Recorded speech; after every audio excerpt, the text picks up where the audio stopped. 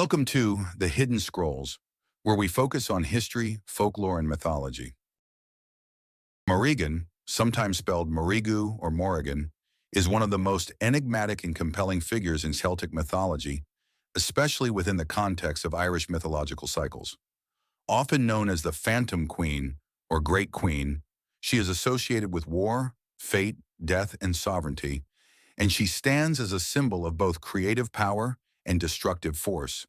Her character is multifaceted, complex, and shrouded in layers of myth, symbolism, and cultural evolution. The name Morrigan is generally interpreted as Great Queen, Mor meaning great, and Regan meaning queen. However, some interpretations lean toward Phantom Queen, or Queen of Phantoms, connecting her to the spirit world, death, and supernatural influence. This ambiguity is fitting for a deity who embodies contradictions. She is both a harbinger of doom and a guardian of destiny. The Morrigan is a central figure in the mythological cycle of Irish lore, and also features prominently in the Ulster cycle, where her interactions with the hero Cuchulainn showcase her complexity. One of the most distinctive aspects of the Morrigan is her triple aspect. She is often seen not as a singular goddess, but as a trinity of female deities: Badb, associated with war, battle frenzy, and often appearing as a crow; Macha, connected to sovereignty, fertility, and horses; Nemain, representing the chaos and frenzied terror of war. In some sources, these three figures are aspects of the Morrigan herself, while in others they are sisters or part of a larger collective.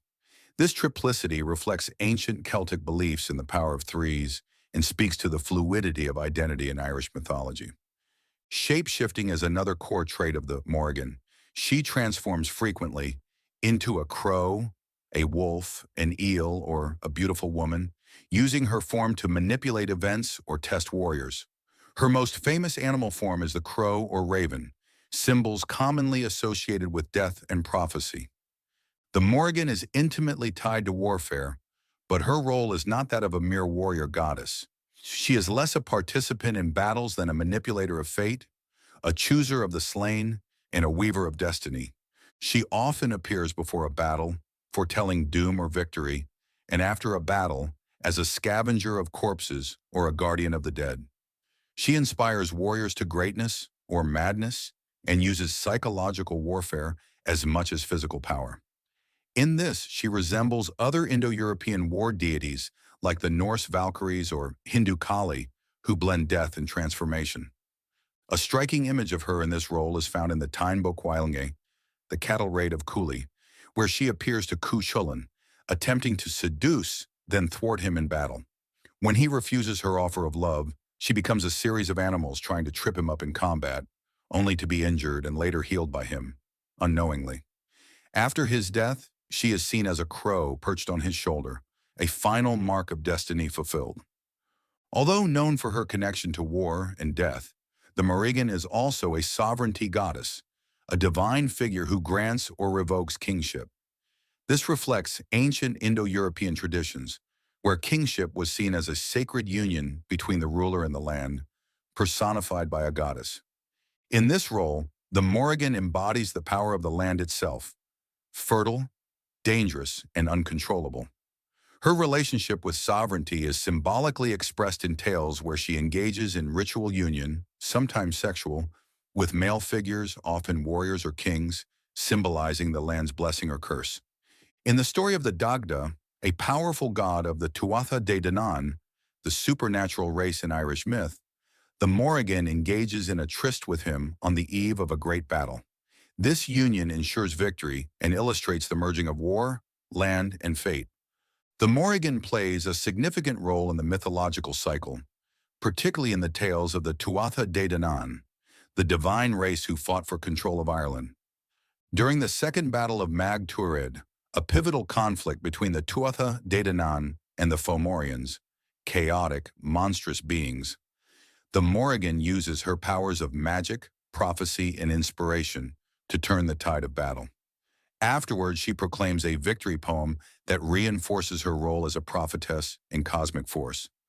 Peace up to the heavens, heaven down to earth under heaven, strength in each. This poem, often cited in Irish literature and neo-pagan practice, encapsulates her connection not only to war, but to cosmic harmony and the interdependence of realms. The Morrigan is surrounded by rich symbolism, crows and ravens.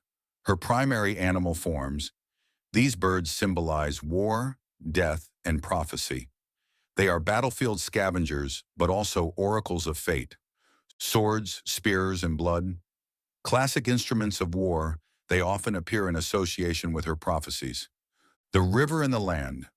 As a sovereignty goddess, she is tied to rivers, fords, and sacred landscapes. Washing the bloody clothes of the doomed. In some myths, she is seen washing garments or armor at a ford, an omen of imminent death, similar to the banshee tradition. As Christianity took root in Ireland, figures like the Morrigan were often demonized or reinterpreted. However, her image endured in folklore, sometimes appearing as witches, banshees, or ominous portents of death.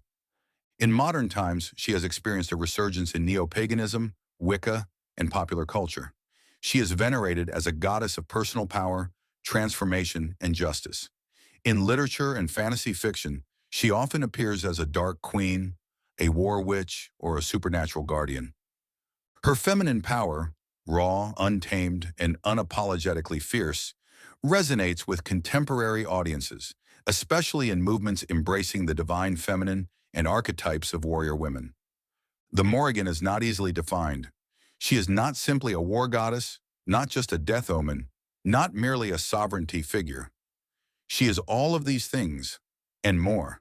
She represents the interplay of life and death, creation and destruction, chaos and order. In a world that often seeks clean categories and clear heroes, the Morrigan defies simplicity.